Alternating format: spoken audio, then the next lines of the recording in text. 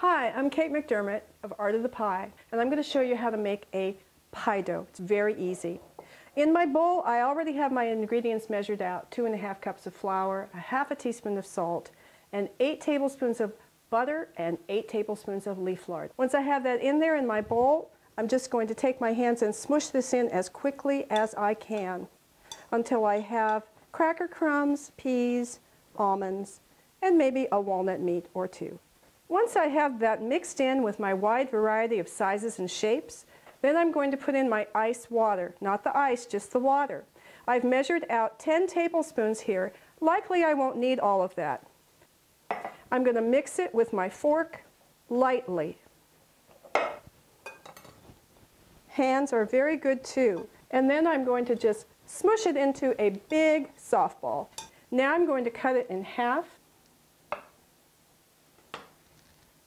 And inside the middle, I have layers and striations of fat and dough. Once I've cut them in half, then I'm going to wrap them very tightly and make chubby discs. These will go into the fridge and chill for up to 3 days. Optimum is about 1 to 2 hours. 20 minutes is the minimum.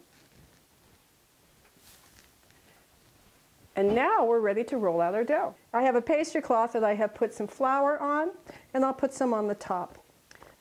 I'm going to take my pin, wake up my dough a little bit, and I roll out always from the center, never going back and forth, always going out and lifting and coming to the center and pulling back. It's really easy.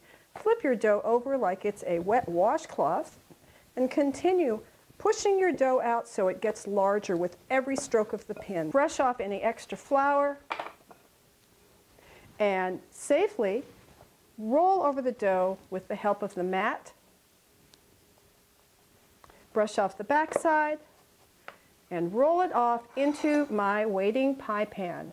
Just like that. We'll ease it down into the pie pan.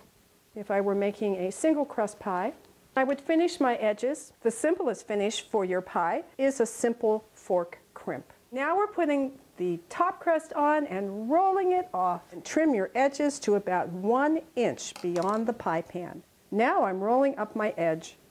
Finish your edge with a little crimp.